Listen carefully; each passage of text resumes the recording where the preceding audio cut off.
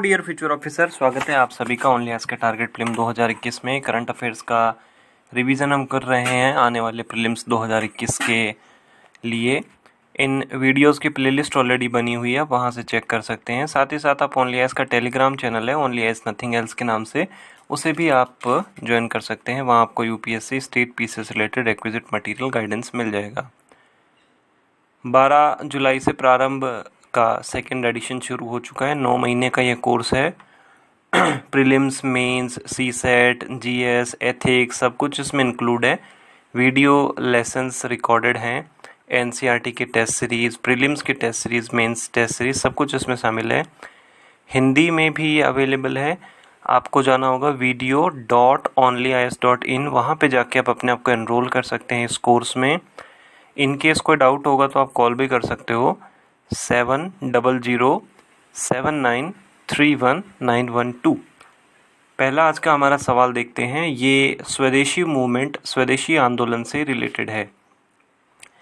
इसमें हमें 3 स्टेटमेंट दिए हैं और हमें बताना है स्वदेशी आंदोलन के लिए कौन कौन से फैक्टर रिस्पॉन्सिबल थे।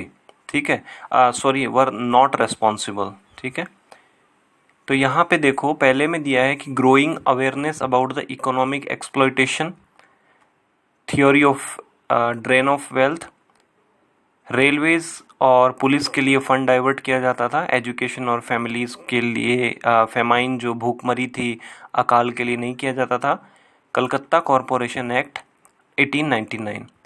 तो देखो जहाँ तक ड्रेन ऑफ वेल्थ थ्योरी की बात है उसमें ये था कि भारत कोई गरीब नहीं है, वी आर नॉट पुअर, लेकिन अंग्रेज़ लोग हमें गरीब बना रहे हैं क्योंकि वो हमारे पैसे विदेशों में लेके जा रहे हैं।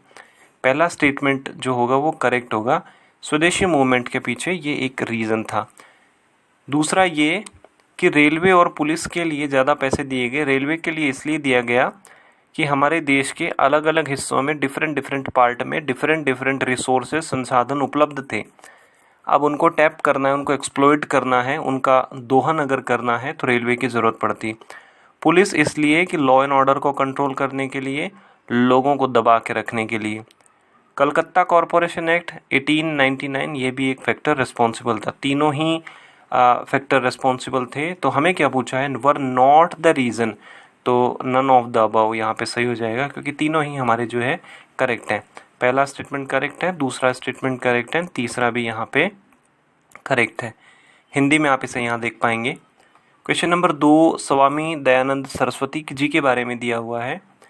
इसमें बोला है कि पहले स्टेटमेंट में बोला है कि उन्होंने बात की थी कि वेदा जो है, जो वेद हैं हमारे, वो इटर्नल हैं और इनफॉलिबल हैं। मतलब वेदा ही जो है वो अनंत सत्य है। वेदा से आगे कोई और आगे कोई सत्य नहीं हो सकता है।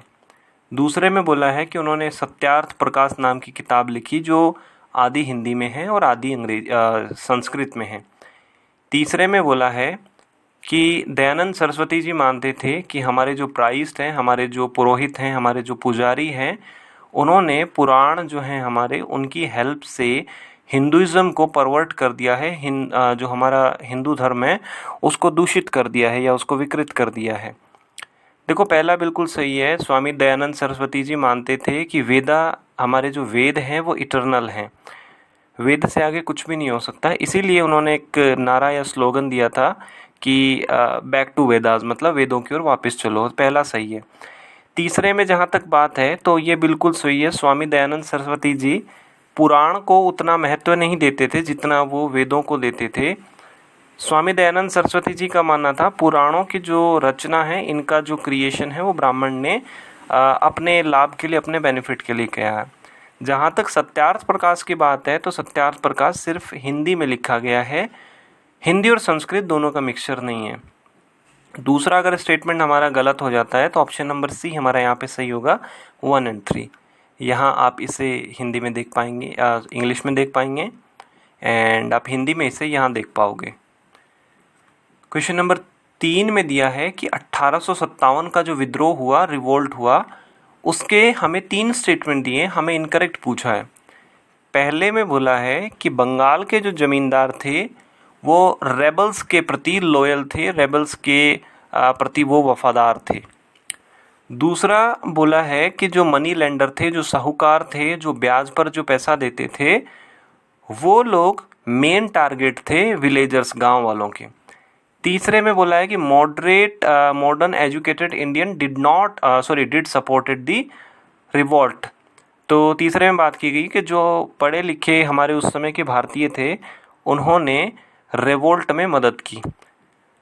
देखो, पहला स्टेटमेंट अगर हम देखते हैं तो ये एक तरीके से हमें करेक्ट मिलता है। रीज़न इसका इनकरेक्ट है। रीज़न ये है इसका कि जब 1857 की क्रांति हुई तो ज़मींदारों ने, जो बड़े ज़मींदार थे, उन्होंने कोई बहुत ज़्यादा सहयोग नहीं दिया। उन्हें लगता था कि अगर हम ब्रिटिश के साथ धोखाधड़ी करेंगे, ब्रिटिश के साथ चीटिंग करेंगे तो बहुत हमारा नुकसान हो जाएगा। इन गांव के लोगों को, इन सैनिकों को कोई फ़ायदा नहीं है इनके साथ होने में। हमें तो ब्रिटिश सरकार का ही जो है वो सपोर्ट करना चाहिए। तो पहला गलत हो गया। दूसरा देखो, बिल्कुल सही है कि जब ये रिवोल्ट हुआ था तो मेन टारगेट मनी लेंडर, साहूकार थे, क्योंकि उस समय जनता जो है वो दो लोगों से बहुत परेशान थी। एक तो वो कंप्लीट जो ब्रिटिश सरकार थी उससे परेशान थी, और दूसरी हमारे भारत में जो मनी लेंडर थे, ये सब थे, इनसे बड़े परेशान थे, क्योंकि ये बहुत हाई रेट पे, उसूरियस रेट्स पे, मतलब ब्याज की जो इनकी रेट थी वो बहुत हाई रहती थी। ये ज़मीन छीन लेते थे, कैटल्स छीन लेते थे, ये तरीका। मॉडरेट जो एजुकेटेड इंडियंस थे, उन्होंने इस विद्रोह को बिल्कुल भी सपोर्ट नहीं किया। वो अगेंस्ट में थे, क्योंकि उन्हें लगता था कि हम तो ब्रिटेन से, इंग्लैंड से पढ़ के आए हैं, ये सब नहीं करना चाहिए, लिबरलिज्म होना चाहिए, पेटिशन करो, प्रेयर करो, प्रार्थना करो। हमें इनकरेक्ट पूछा है, option number C will be the incorrect. First and third statements are the incorrect. Second correct है, पहला गलत है, तीसरा गलत है, and second is the correct. Hindi में आप इसे यहाँ देख पाएंगे।